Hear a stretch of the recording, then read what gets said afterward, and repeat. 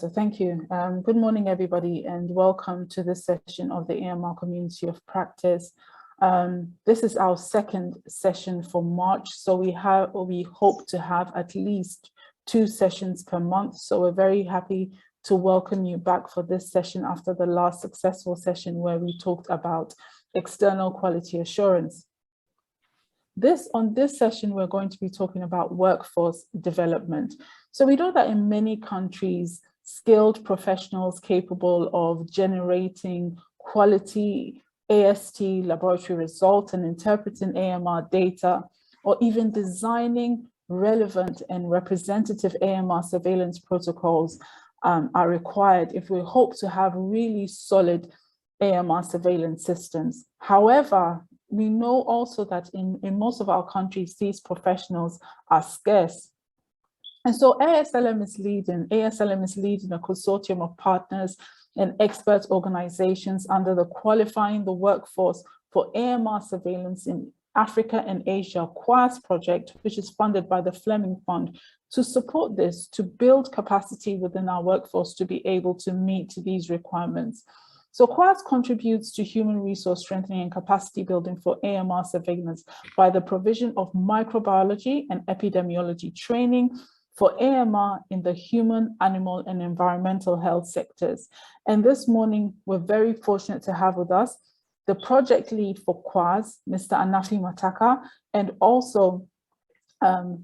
Otreda, who are going to talk to us about the QWArS project.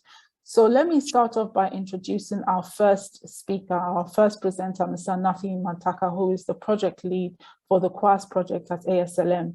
So Anafi is a project, as I said, is a project lead. He is a diagnostics expert with over 18 years of experience, ranging from frontline health services and frontline health service delivery. Could we kindly ask if everybody can mute?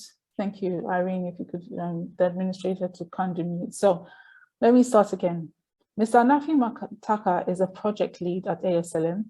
He is a diagnostics expert with 18 years of experience ranging from frontline health service delivery as a laboratory scientist to managing national, regional, and international laboratory strengthening programs in limited resource settings. Anafi provides leadership to several projects that include building laboratory and epidemiology workforce capacity for antimicrobial resistance in Africa and Asia, the accelerated adoption and implementation of SARS-CoV-2 antigen rapid diagnostic testing, including community testing for COVID-19, and all ASLM's education activities implemented under the ASLM Academy. So this morning, Anafi is going to provide us in his presentation with an overview of QWArS and the work that we're doing in countries. Over to you, Anafi. All right. My presentation today, I'm honored to be here to present on the work that we are doing from the ASLM, the African Society for Laboratory Medicine. And I'm going to talk to you on what we have done in trying to qualify the workforce for AMR surveillance in Africa and Asia. As Beatrice has mentioned, this is a program funded under the Fleming Fund. And this is being implemented in, let me see, my slides are not moving. Yes, I hope they are moving now. This is being implemented in 17 countries, 14 of which are in Africa, as you can see, and then 3 of them are in Asia, namely Bangladesh, Cambodia, and Laos. So this emanated from the fact that there is really a current shortage when you look at the numbers and the skills of professionals who are responsible for undertaking quality antimicrobial susceptibility testing, particularly in the labs, including interpreting AMR data. There's also shortage in terms of personnel who are capable of designing relevant and representative AMR surveillance protocols that are required for solid AMR surveillance systems. And we also know that in many of our settings, most of the time, competency standards for AMR surveillance have not been defined quite clearly, even at higher levels, such as reference laboratories. As a result, ASLM, through funding from the Fleming Fund, is leading a consortium of partners in human resources strengthening and capacity building for AMR surveillance through provision of microbiology and epidemiology training for AMR using the One Health approach. And we are targeting all professionals within the human health, animal health, environmental, as well as food sectors. So the consortium partners, namely Africa CDC, and who is giving the stewardship of the project, Institute Pasteur Network, American Society for Microbiology, DTU, the Technical University in Denmark, Foundation Miro, IRISEF, and we have also brought in some subject expert partners, such as the Infectious Disease Institute of in Uganda, as well as the commonly known CLSI. And what are we doing? We are trying to roll out these microbiology and epidemiology trainings across national networks under the One Health approach, as I've mentioned. And we are targeting to get at least two types of levels in terms of expertise. We are targeting to get skilled level, meaning those are the people that are able to perform field and laboratory tasks required to identify and track AMR. And we also need to get some experts who will be able to design and manage systems for AMR surveillance. And we are hoping that at the end of it all, we get that pool of skilled personnel capable of delivering these functions. So as a consortium of partners, we have developed a curriculum which has got two tracks, namely the microbiology and the epidemiology, as I've mentioned. The first two modules, introduction to AMR and a module on data management, are actually core modules. And then the students will then separate into the two tracks where they specialize in microbiology or epidemiology, but not both. As you can see, we also continue after the first 5 modules to do other modules that also increase the expertise for the individuals involved in the trainings. We have also designed a master trainer track. This is really with the goal of making sure that we develop a cadre which is going to be able to create and also deliver educational programs for AMR. So why did we think of developing a framework for AMR experts? Someone might ask, isn't there already training in AMR already happening?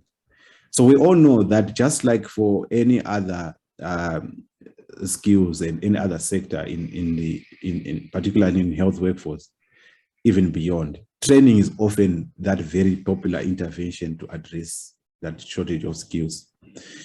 But we also want to mention that training can only be effective if it works towards clear staffing norms, based targets, if it is also deliberately built so that there is country ownership that will comply with standards of quality and and as in the workforce as well as in the education as well.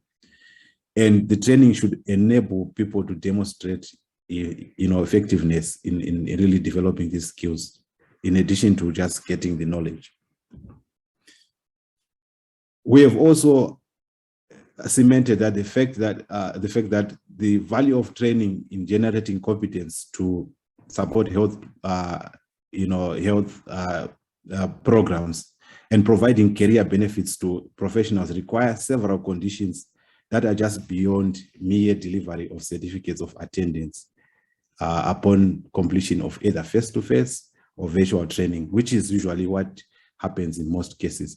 We feel we need to go beyond this fact. So what are some of those standards that we think should be relevant?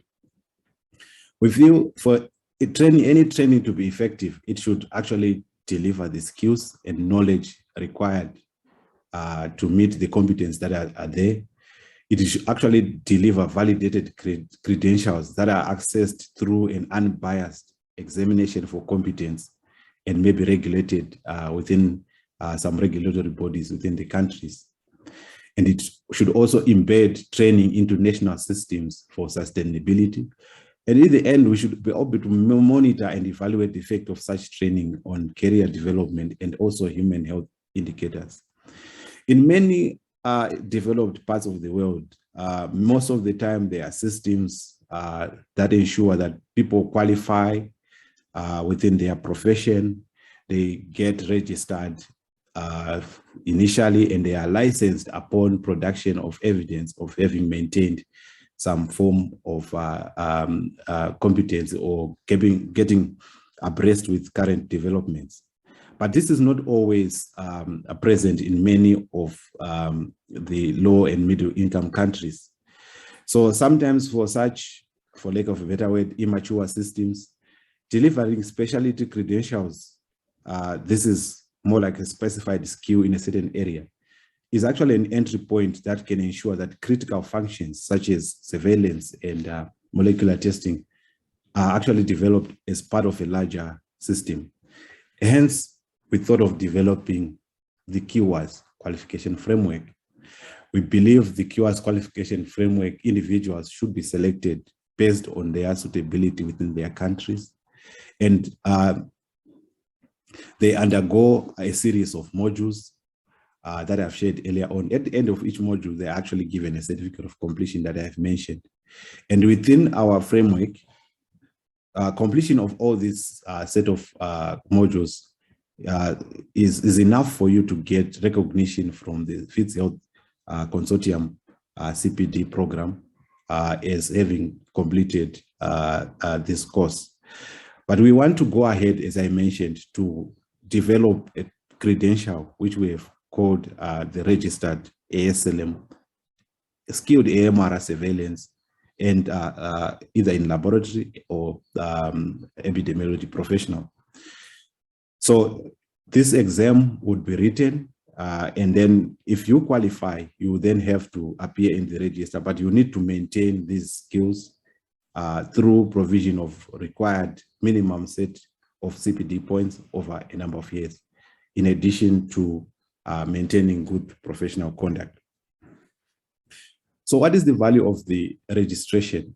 We believe it gives some demonstrable evidence that somebody has gained knowledge and skills required to competently perform tasks in microbiology practice and surveillance.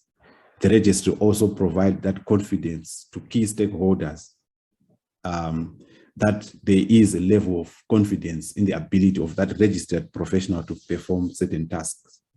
And it also acknowledges the registrant's commitment to maintaining that competence through future CPD development. So just rounding off on the blueprint for QWArS, mentioned the One Health approach, that in-service training, the qualification. But for this to be sustainable, we believe we also need to put some measures, hence the master trainer track that is coming through. And we also have the additional component of support through the mentorship program that I'll speak to later on in the slides. So having spoken to the blueprint, where are we with what we wanted to do?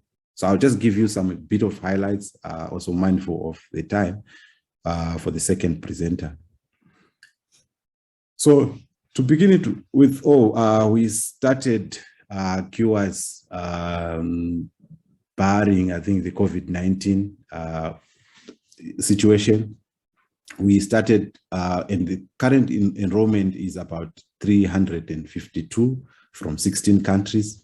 The 17th country, Bangladesh, should be enrolling their candidates very soon. As you can see, we have slightly more of the candidates in the laboratory track than the epidemiology track. And we use our ASLM Academy to track progress of these learners. And this is just a screenshot of our learning management system where candidates actually go through various modules. There's also an interactive forum where people can post their discussions and move on, typically like most of the management systems that you may be aware of. I've mentioned that generally in many of these countries, we tend to have higher numbers of those that are within the microbiology track compared to the epidemiology track. Face-to-face training is being augmented by, is actually augmenting the online training. So one has to undergo the online theoretical based training and prepare them for the more practical face-to-face training that happens. And initially we intended to have these as regional trainings, but then when COVID-19 came, we had to adjust. And then we had to move the training into the countries, which was actually a blessing in disguise. That meant we had the opportunity to increase the number of trainees than we initially intended to do.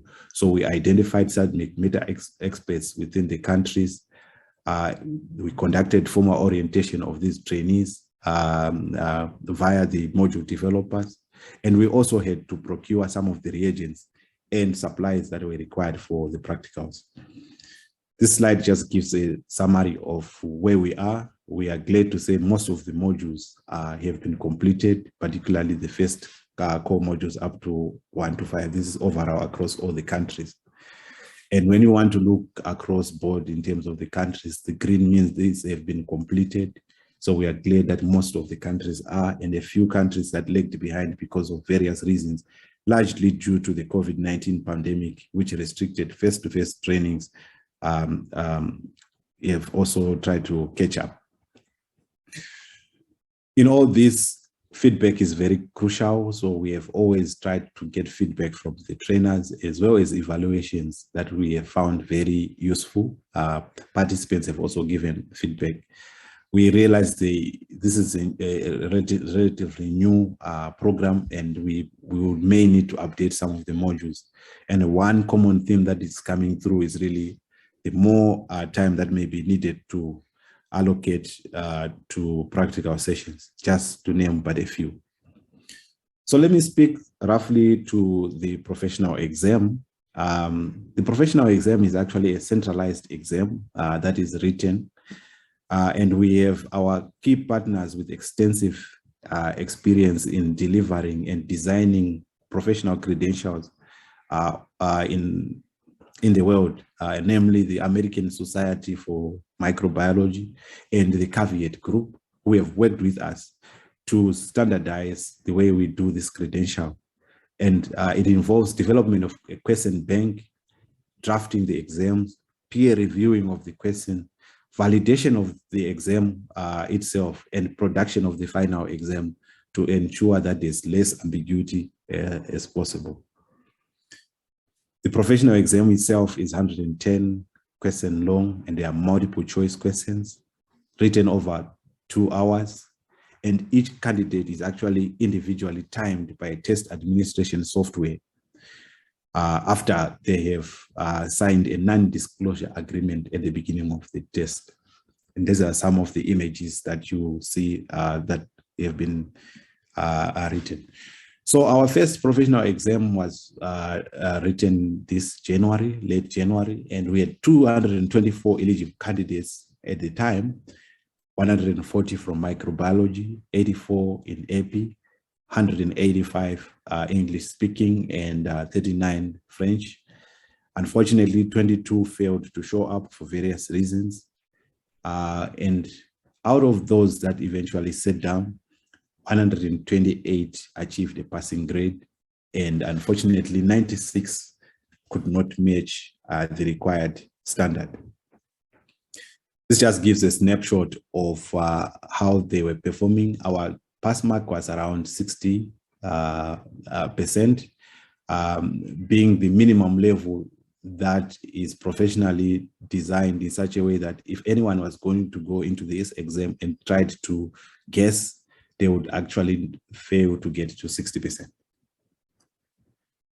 Epidemiology also followed the same route. So this exam was relatively challenging, as you can see. A good number could not make the grade. We also tried to just do a deep dive and say maybe language was an issue. The exam was being written in those two languages, one in French and then the other one in English. But as we see, there seems to be a similar trend. Of course, we might need to do maybe another statistical analysis to really validate these differences. But so far, we did not see that significant difference. Of course, the epidemiology track has fewer numbers in the French, hence maybe the graph runs away a bit, but still it follows the same trend. Just to state that on the x-axis is those that were scoring correctly on a certain mark, and then on the y-axis is the percent correct of those that got the question right, and on the x-axis is the question itself. Just interesting to note in some of the groups that I'm personally in, I wish I could be in all the groups, but that's a bit overwhelming. I see interesting comments sometimes. Someone was saying the facilitators were shedding lightning. I don't know whether they couldn't understand what is happening or they were appreciating the training. That was interesting. And obviously some of these slideshows showing people appreciating their outcomes in the exams. We didn't do this. This will seem like everything was going perfectly well, but no. We had to soldier on within the pandemic. Initially planned trainings, like I've said, were converted. But we are glad we actually discovered there's a large pool of subject matter experts that we can count on. We had to postpone some of the modules due to COVID-19 and unrest. We have also realized that I think we have been more skewed towards the animal health than towards the human health than animal health. So we may need to improve on that. As I mentioned, I realized I think the time for the second presenter, I need to make sure that there is enough. What are we doing? There are those people that have passed. There are those that have not made it. But as I mentioned, we would want to do the master trainer track, and we want to support these as much as possible. What you see is a schematic diagram of how we envisage this happening. We want to continue to provide regional mentors to the people that have qualified to be continuously supported in their line of work every day for at least a period of 6 months. And we have our own KPIs that we monitor through the monitoring team that will eventually report to the QWArS team, and hopefully we can make those changes. And as you can see, this platform that we're in, that this community of practice would also be a very fertile ground for such mentorship and interactions to happen. In addition to the master trainer track, we are also working with governments to consolidate what we have gained so far. I think Outrida might give a bit of it in her presentation, and the national task forces for this will be very critical to ensure that we continuously engage together. We are glad that we have moved in Africa, 9 of those 14 countries have actually already created these. 4 are in progress, and 3 are actually 2 are yet to begin. So we realized some countries were lagging behind, so we have scheduled another professional exam. So those people that did not make it in the January exam window still do have another chance, and hopefully we will have more qualified personnel coming through. I want to thank you for your attention, and I hope you find this also very useful. Thank you, and over. Thank you very much, Anafi. Just before we move to our next presentation, I would like to remind everybody that we will have a question and answer session after the presentations. So please make sure that you put any questions or comments you have into the chat box, and the facilitators will note them to bring them up to the presenters. So let's move on to our second presentation. And this presentation is going to be to talk about the country experience of the implementation of QWArS. and the presentation is going to be given by Dr. Otreda. So Otreda is an experienced public health expert with over 11 years experience in healthcare and a proven track record in setting up and running laboratories, as well as supporting AMR National Action Plan development and implementation in the Africa region. She spent the first 5 years of her career working in private practice as a research scientist focusing on diagnosis and management of infectious diseases before joining the Ministry of Health as an infectious diseases laboratory scientist. Since 2016, she has been working with the Zambia National Public Health Institute, focusing on setting up Zambia's first national public health laboratory network. She is currently serving as head technical manager for the Zambia National Public Health Reference Laboratory and as an AMR national focal point and coordinator. She coordinates NAP implementation and supports with line ministries, regulatory agencies, and civil organizations. She's also served as a subject matter expert for SADC, for WHO Afro, React Africa, Africa CDC, CSC, FIND, and is currently a member of the WHO Strategic and Technical Advisory Group on AMR. So we're very happy to have Otreda Kapona here this morning to talk to us about Zambia's experience of implementing QWArS. Over to you, Otreda. Thank you so much, Beatrice. Good morning, good afternoon, everyone.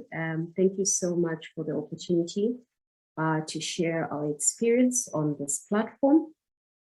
So I will be giving a brief background on our national efforts in addressing strategic objective number 2.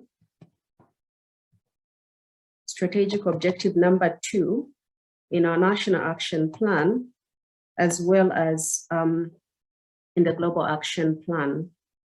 Okay, so I will be giving an overview of our national efforts in addressing objective number 2 in our national action plan. So as a country, like most countries in the Africa, in the region and the world at large, we developed a national action plan and drew objectives from the global action plan. And one of the objectives is obviously surveillance and research. Our national action plan provides a coherent framework to addressing AMR in the 4 different sectors, that is environment, agriculture, human health, and animal health, and focuses on awareness, education, surveillance, and research. There's infection prevention, issues around sanitation and hygiene, optimization of antimicrobial use, as well as research and development. So on that slide, we can see the 2 pictures. I want to believe that our National Action Plan is a document that is probably familiar to most of us, but I included one additional document there, which is our integrated surveillance on AMR, a framework on integrated surveillance on antimicrobial resistance that partly guides our efforts in addressing objective number 2. Next slide, please.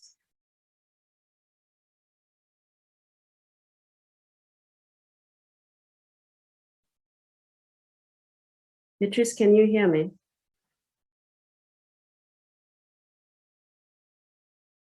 Thank you.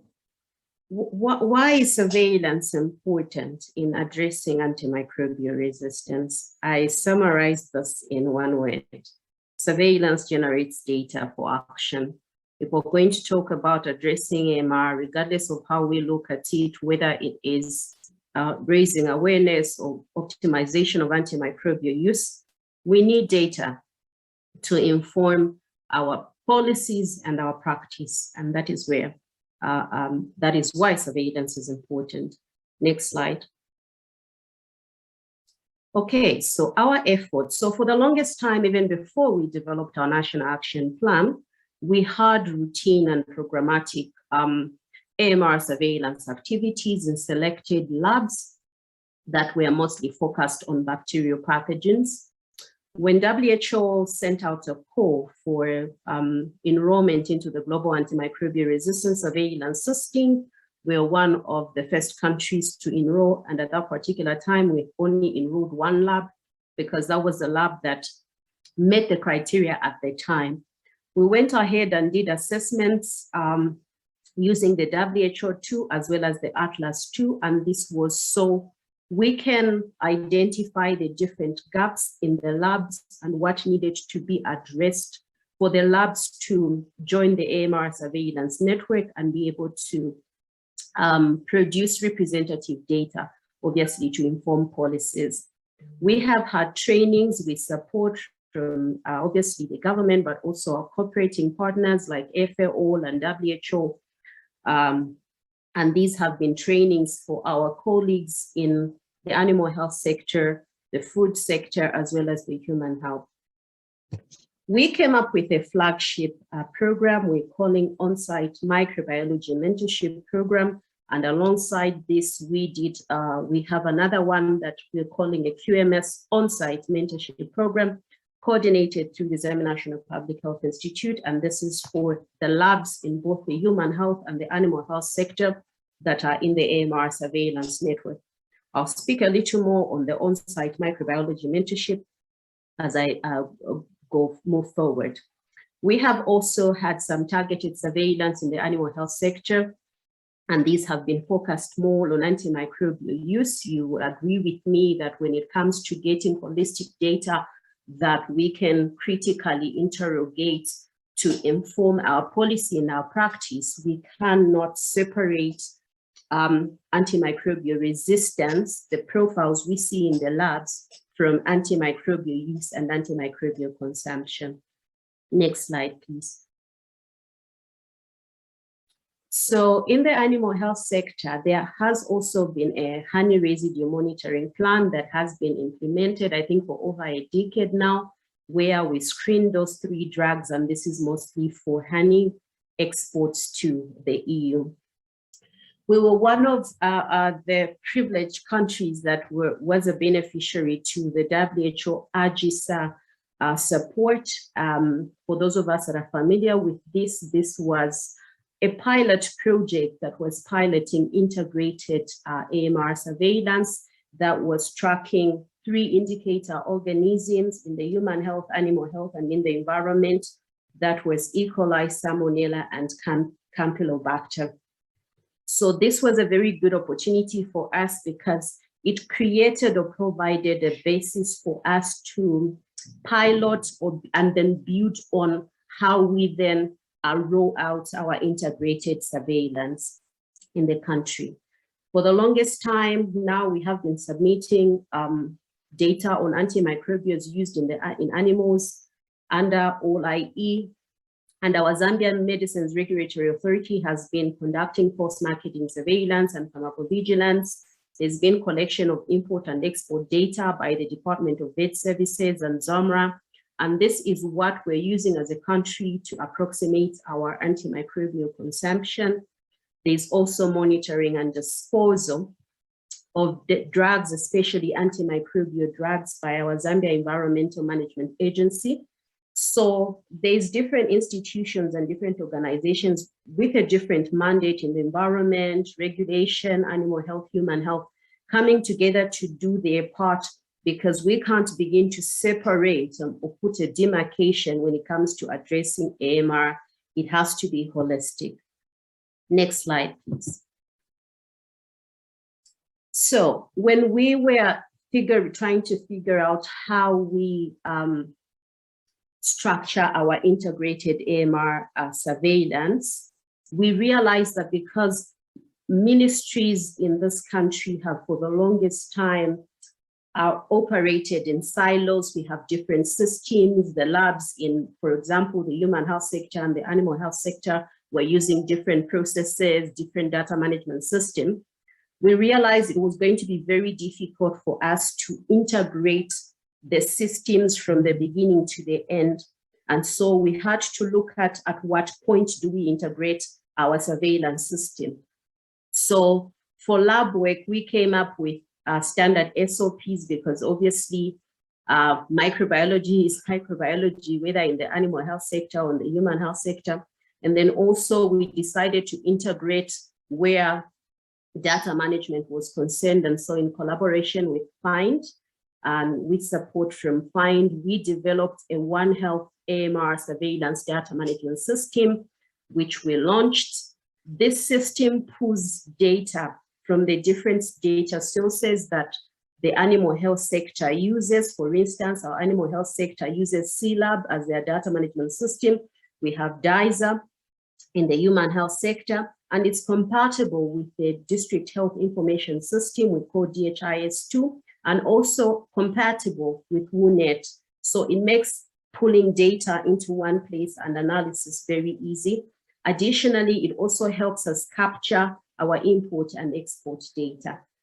And next slide, please. Okay, so these are some of the pictures. They say pictures tell the story better. So these are some of the pictures from some capacity building efforts that we have as a country. Some of the trainings, international trainings, the pictures we see there are pictures taken when we had our team trained at Kemri. Next slide.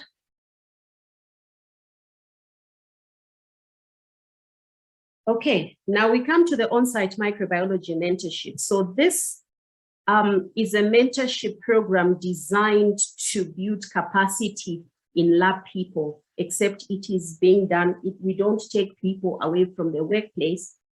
We follow them to their workplace, use the materials, resources, infrastructure, and equipment they have on site. So we run them through from media preparation, we have theory, we have practicals. Why are we preparing this media? What media do you need to use for what sample type? How do you do your sample reception? How do you manage your samples? How do you do your cultures? How do you do your IDs? How do you do your purity checks, antimicrobial susceptibility testing, all the way to data analysis? And this is something that we've been doing for almost 3 years now. And we have about 13 labs. So 7 labs in the animal health sector, in the human health sector, and 5 labs in the animal health sector, where these mentorship programs have been going on. You agree with me that building, unlike other tests, building microbiological capacity takes a long time. So we've been mentoring these labs. Every 3 months, we visit them for a period of 2 weeks, run them through the samples that are coming through for routine work, the different processes, until we get them to a point where we are comfortable, like Anafi was saying, and confident that these labs are able to generate quality data, after which we enroll them and they start to contribute to national data that we're using to inform policy and practice, but also submitting to GLAS. Next slide.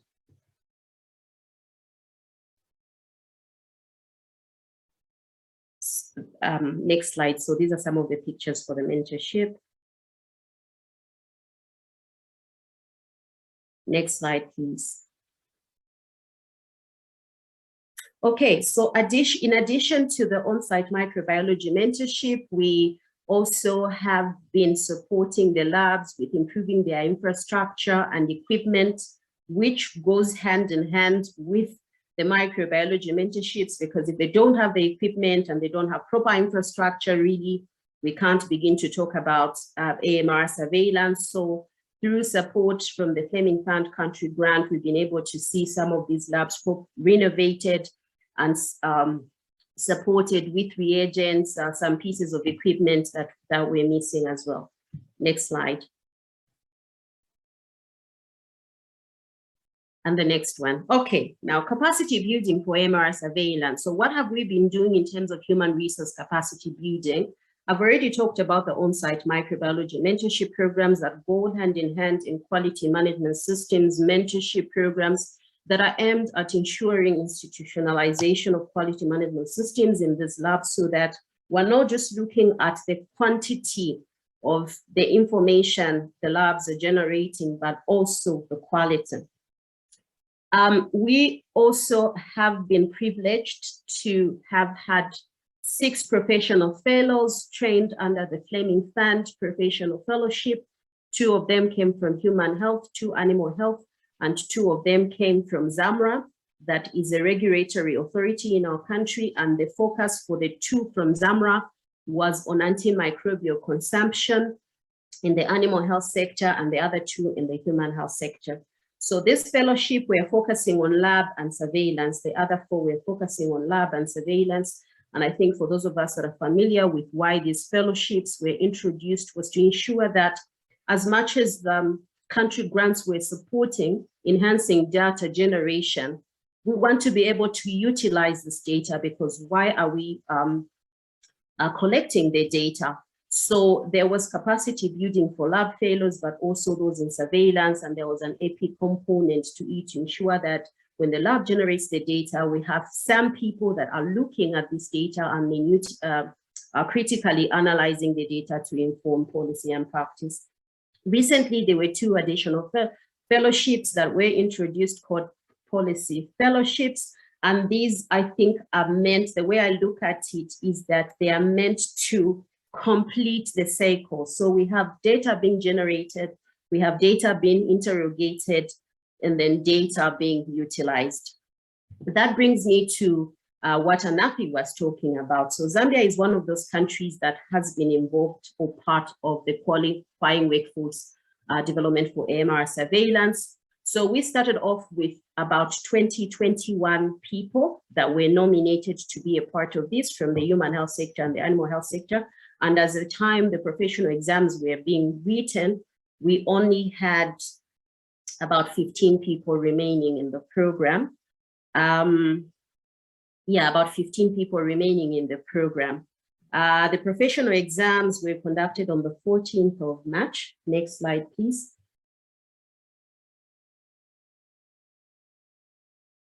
So people fell off along the way for different reasons. I didn't want to go into that, but like I said, by the time we were concluding, we had about 5-6 people leave the program right in the early stages of the program anyway. So what was the selection criteria for choosing who we nominated or we selected to be a part of the program? We were looking at the background because the focus for this program was lab and AP. So we needed people with that background. Then the current line of work. We were looking at people that were either working in the lab or people that were working or supporting surveillance. And the last most important thing we looked at was the workstation. Were they working at national level? Were they working at provincial level? Were they working at district level or facility level? Because we needed, after all this said and done, for these people to go back and support lab and surveillance in the different provinces, especially at low levels of healthcare. Next slide, please. The mode of trainings, I think Anafi did run through this. They were online modules, they were face-to-face theories per track that were facilitated by the local trainers. We had practical sessions, and I think that, yes, successful completion of all online modules was actually a prerequisite to being able to qualify for subsequent face-to-face trainings. Next slide. So those are some of the pictures from the first one is one of the AP trainings. Then we have one of the practicals for the lab team that was conducted at the Zambia National Public Health Reference Lab. The other picture down there is the final exam. And the last picture was me making sure that their phones were nowhere near them as they were writing their exams. Next slide, please. So Anafi did refer to the National Task Force. So we're one of those countries that actually went ahead and constituted the National Task Force. And those are the terms of reference for the National Task Force as guided by ASLM. So for us, this was very important, and we felt that even before the training was done, we constitute this task force because the terms of reference for the task force really fits well with some of the things or plans we have as part of implementing our national action plan, because we did want to, or we want to mainstream AMR into the educational curriculum. And so some work has already progressed in this regard. We constituted a national task force, next slide, with representation from different institutions as guided again by ASLM. So we have human health, animal health, we have academia, both public and private, Health Professions Council of Zambia, because this is the authority in the country responsible for approving curriculum. We have another institution that is responsible for accreditation of the curriculum. We have the Biomedical Society of Zambia, we have the Veterinary Council of Zambia, we have WHO, we have CDC. I'm sure most of us may be aware that CDC has been running in some countries a program called Field Epidemiology and Lab Training Program, which has been successful, and we felt that they would be very instrumental in helping us design what we want to do at national level. Next slide, please.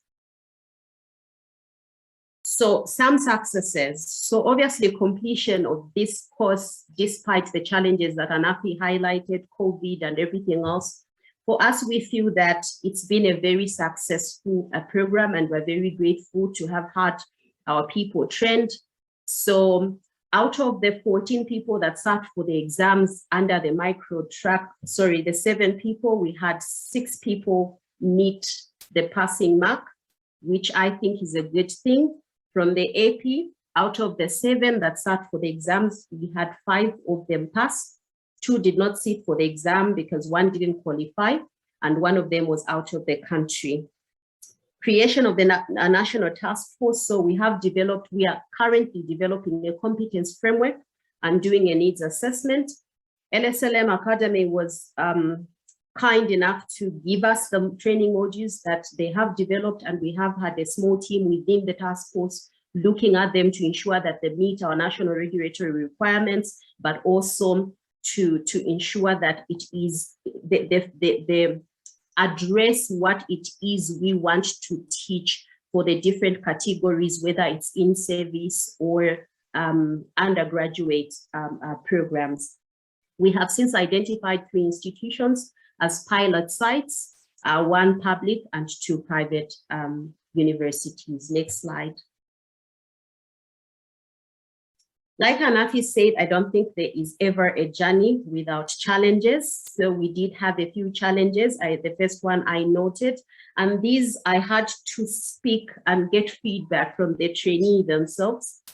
But the first one was just an observation from our point of view as AMR CC, because the reasons I did indicate that about 5-6 people who had enrolled initially fell out in the initial stages. And for us, this was really due to lack of commitment by individuals. Then the feedback we got from the trainee was that they felt that there was a slight disjoint between the materials in the face-to-face with those on the online modules. Inadequate support from instructors for online modules, maybe was the timings, and that there is need for more in-person sessions, elaborating what they learn online for better understanding, limited time. Anafi did allude to this, but then also based on our setting, unstable and inadequate data bundles. Next slide, please. What now? So when I asked one of the trainees, and one of the trainees told me, you and Anafi are the ones who know what's next. So we have incorporated graduates into the national pool of trainers that are supporting with the on-site microbiology mentorships.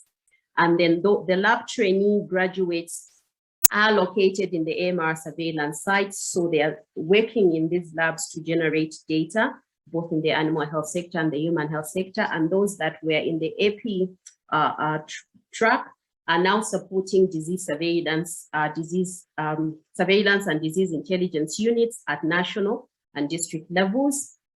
And they're also working hand in hand with the professional fellows to train others. And we hope, like Anafi said, this can then be incorporated into the pool of regional trainers at some point. Yes, next slide. Okay, there we go. Conclusion. I think you all agree with me that human resource capacity building is critical in building sustainable and resilient healthcare system. That is why for us, capacity building for lab people is very, not just lab people, but everyone in the healthcare system is very, very important and very critical. Like one of the AMR champions in our country likes to say, a country with adequately trained, and equitably distributed human resource is a country on its way to sustainable development. Thank you so much for your attention. Thank you. Thank you very much for that presentation, Otrida. So we can move to our question and answer session. We have a few minutes, and the first question I will direct to Mr. Anafi Mantaka. And there are quite a few questions around this theme, which is very interesting program, great program. How do we get onto the program? How do we enroll for the professional exams? So Anafi, if you could please take that question. Thanks a lot, Beatrice. Yes, as my colleague here, Otrida, has mentioned, so selection is done at country level. It is the country that initially nominates at present the people that get enrolled in this program. So with this level of interest, I'm actually excited. Otrida is here listening, that there are many more that are interested in getting this. So we are hoping that, I think we need to all advocate for this to happen, and enroll as many as we can. But ideally, the countries know better in terms of where they need human resources strengthening, particularly whether it's at national level or at sub-regional level. Which, sorry, thank you, Anafi, for that. There was another question which was answered by Dr. Pascal in the chat box, but somebody else has asked, so I'll bring the question, read the question and answer, which is, does the exams of next August, so the upcoming exams in August, do they hold the same value as those of February? Yes, so they do. Very interesting. Yeah. Yes, so, very interesting question. I think let me also speak to that. They do really hold that similar value because this is a professional credential. Questions will be similar, but they will not be the same. We will have another process of developing another question bank.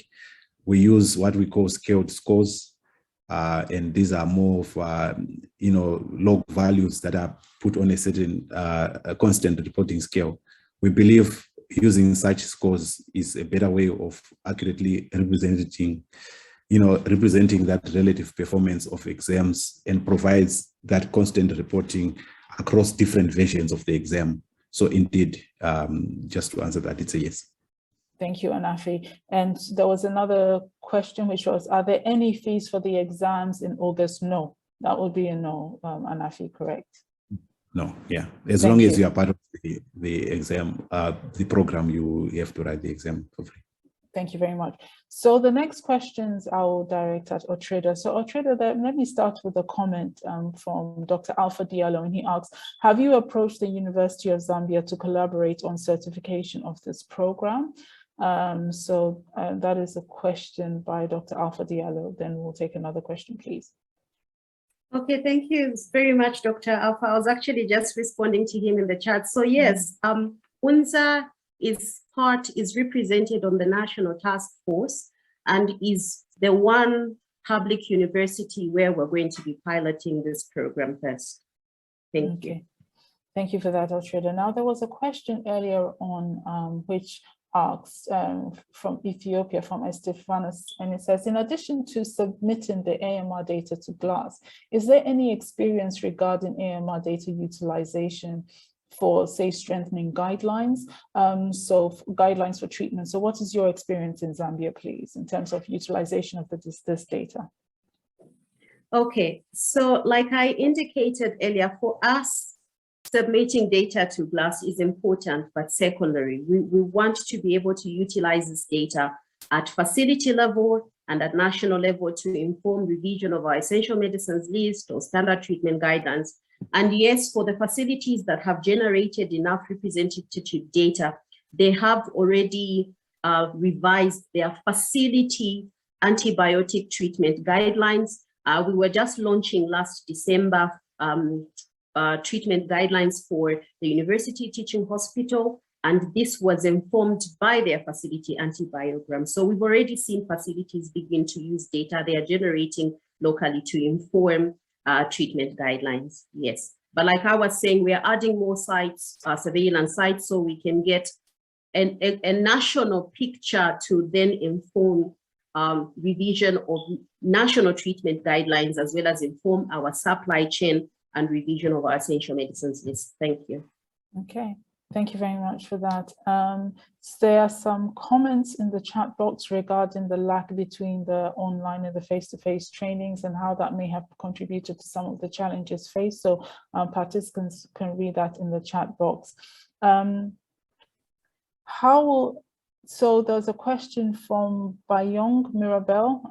I hope I got your name. How will ASLM go about the mentorship of certified QWArS professionals?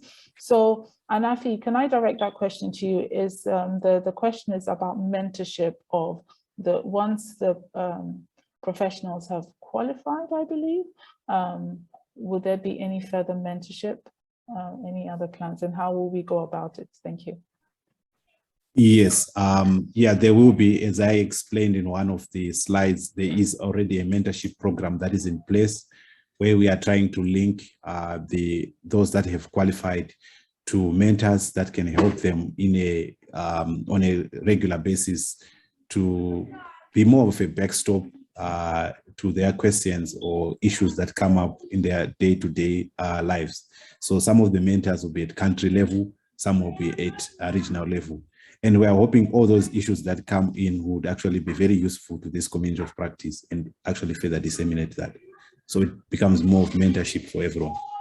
Okay, and finally, we have 1 minute, Anafi. So 2 questions perhaps to answer, and the rest of the questions we will put on the platform, the core platforms, and try and answer those on those platforms. So if you aren't on the platform, ensure that you filled in the registration form and we will include you. But the first question asks why QWArS was extended to Asia instead of incorporating more African countries. And related to that is another question from Edmond, who says, do you have any plans of including the Caribbean region onto QWArS? So over to you, Anafi, for the last minute. Thank you.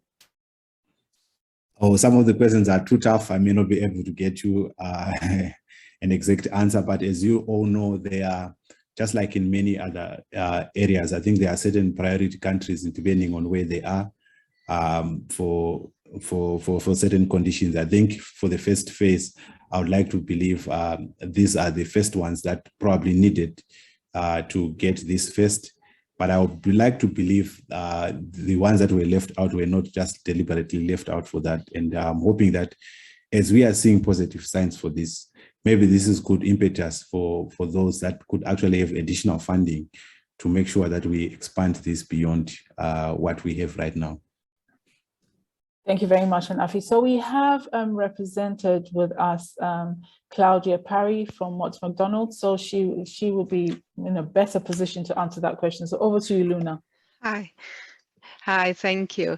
Yeah, so yeah, very briefly, the reason why there are no other African countries and Asian countries instead is because we started with Fleming Fund priority countries. So the idea, of course, is to start with a cohort of the Fleming Fund priority countries in Asia and do some sort of a pilot in the Asian Fleming Fund countries. But the idea is in the future to cover all the countries, Fleming Fund countries in Asia and Africa. Now for the phase 2, depending of which Fleming Fund countries will be included, yeah, we can expand these and we can also have conversations about including non-Fleming Fund countries in the second phase of QWArS. So yeah, it's open to the conversation, but in brief, it's just because we started because of the funding with the Fleming Fund countries. Thank you very much, Luna, for that clarification. And we look forward to phase 2 and being able to expand this to more countries. So with that, we would like to thank everybody for being present at the sessions. For those of you who are asking whether we will share the presentations, yes, we certainly will. We will share that, we'll make those available to you. Otherwise, thank you very much. If you still have any questions or comments, please, the WhatsApp platform is there. So if you have not joined, please send us your information, put your number in the chat box, and I'll be very happy to add you. We've still got a few places left. And otherwise, please look out for information on our next session at the beginning of April. Thank you very much again. All of you have a good weekend. Have a good day. Thank you.